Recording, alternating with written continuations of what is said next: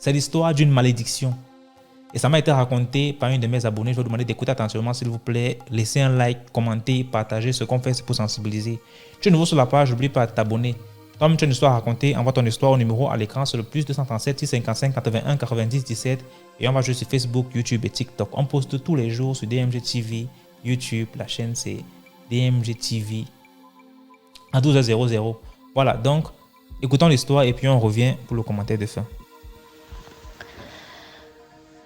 Bonjour DMG TV, bonjour à toute la communauté. Merci de liker, de partager, de laisser les commentaires. Je reviens aujourd'hui avec l'histoire de ma demi-sœur que je vais surnommer Aline. Aline, c'est un prénom d'emprunt. En fait, Aline est née comment? Mon père venait de finir ses études. Il a trouvé son travail dans une grosse banque de la place en tant que cadre.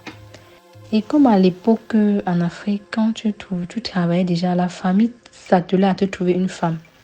C'est comme ça que la tante de mon père, qui est en fait la grande sœur de sa mère, lui propose la mère d'Aline. Maintenant, il dit que son cœur n'avait pas accepté la mère d'Aline, mais il trouvait mal de dire non à cette tante vu que elle était sans enfant. En fait, elle était mariée dans un village et elle a eu 2 enfants. Un jour, le porc s'est échappé de la porcherie de son voisin et il est venu s'attaquer à ses 2 enfants au point de les manger. DMGTV. Manger la fille, elle avait 3 ans. La cadette avait 5 mois. Il les a tous dévorés. Et il s'est attaqué à ma tante au point de lui dévorer 2 doigts de la main gauche. Les voisins sont venus, on a tué le porc. C'était un scandale au village. C'était la première fois que on voyait un porc manger les êtres humains. Elle est restée dans son foyer maintenant. Elle ne parvenait plus à avoir d'enfants. Elle est subitement devenue stérile on ne sait pas par quelle alchimie, elle est devenue stérile. Son mari en avait marre. Vous savez, avant, quand tu te mariais, tu ne parvenais pas à faire d'enfants. Tu étais comme rien pour la famille, la belle famille de ton mari. Il a fini par la chasser. La famille quand il a chassé comme ça, sa petite sœur qui était la mère de mon père a décidé de l'accueillir chez elle. Donc du coup, cette tante, chaque fois qu'elle faisait, elle émettait même une idée ou une proposition et que tu lui disais non, elle commençait à te faire culpabiliser. Elle disait parce que c'est pas ta mère, si j'avais mes enfants, elle commençait à pleurer ses enfants décédés. Mon père alors ne voulait pas la mettre mal à l'aise. Il a donc accepté la mère d'Aline et il me dit que la mère d'Aline, comme son cœur n'avait pas aimé cette femme, il a décidé de ne pas l'amener à la mairie. Il a dit qu'il va la prendre comme concubine jusqu'à ce que son cœur l'aime. Car maintenant, il revient au village. Il revient du village pour vivre avec sa concubine en ville. Il ramène avec le cousin de mon père, en fait son cousin à lui, qui était en fait mon oncle. Maintenant, il me dit quand il part au travail, la mère d'Aline restait à entretenir des relations intimes avec son frère, qui est en fait son cousin, dans leur lit conjugal en journée. Et la nuit, elle entretenait des rapports sexuels avec lui, mon père, dans le même lit conjugal, sur le même drap.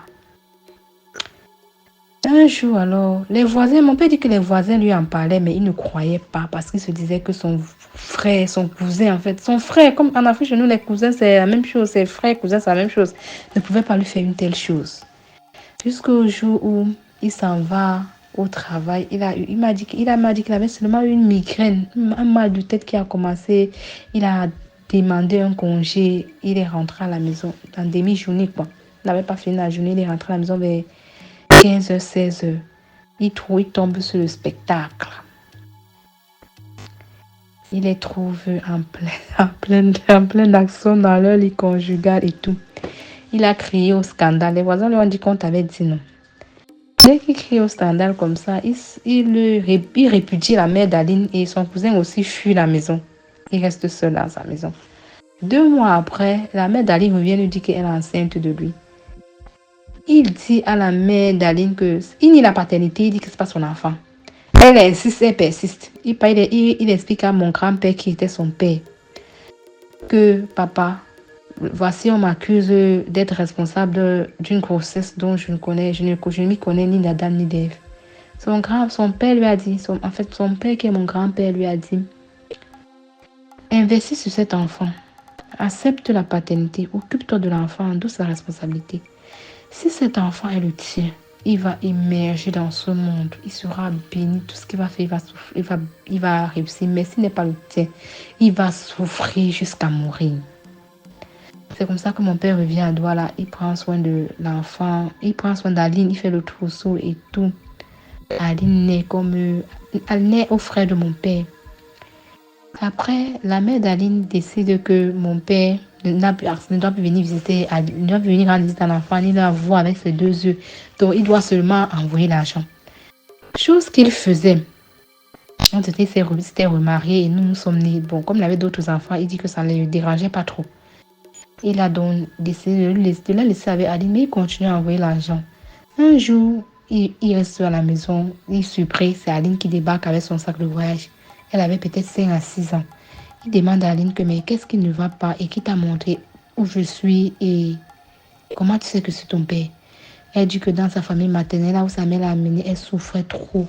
On se moquait d'elle, elle souffrait trop. Elle a fui, elle s'est renseignée à ses tantes, on a monté son père, elle a fui. C'est pour ça qu'elle est venue rester avec mon père. Mon père l'a ramenée chez sa tante. Et il a dit, moi, je ne veux pas vivre avec toi. Je ne veux pas vivre avec toi. Tu vas continuer à vivre avec ta tante. Moi, je vais payer ta pension. C'est là où il commence à payer la pension d'Aline à 5 ans. Donc, là où il envoyait l'argent, sa mère ne faisait rien sur Aline. Elle mangeait tout ça. Elle faisait sa vie, elle s'en foutait de sa fille. C'est comme ça que mon père dit qu'il n'a jamais vu un enfant aussi faible à l'école depuis qu'il vit comme Aline. Il a payé les répétiteurs, fait tout. Aline ne comprenait pas l'école. Il a forcé jusqu'à elle arriver au cap. Au cap maintenant, elle n'a jamais passé le cap. Elle a fait 7 ans au cap. Elle a pas passé. Mon père a cru que c'était la filière qui était difficile. Et comme ça qu'il a changé de filière. Pas en médecine, elle ne passe pas. Pas en comptabilité, elle ne passe pas. Après, il enlève de l'école. Il la met dans la restauration. Elle échoue. Il ouvre le restaurant. Le restaurant s'écroule. Il dit qu'il a dépensé son argent sur Aline jusqu'à ce qu'il était fatigué. Il a aussi dit qu'il a aussi lavé les mains. Il dit que tant pis, ça devient n'importe quoi là-bas. C'est comme ça qu'Aline trouve un homme avec qui elle se marie. Elle est stérile, elle ne parvient pas à faire d'enfant. L'homme aussi, il meurt. Elle part dans un deuxième foyer. Elle a réussi à faire une fille.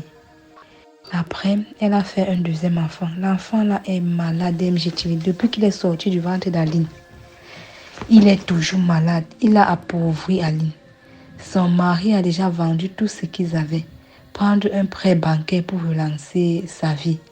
Jusque-là, l'enfant est malade. Les factures de l'enfant sont énormes. Tous les jours, on met le sang, on met l'oxygène.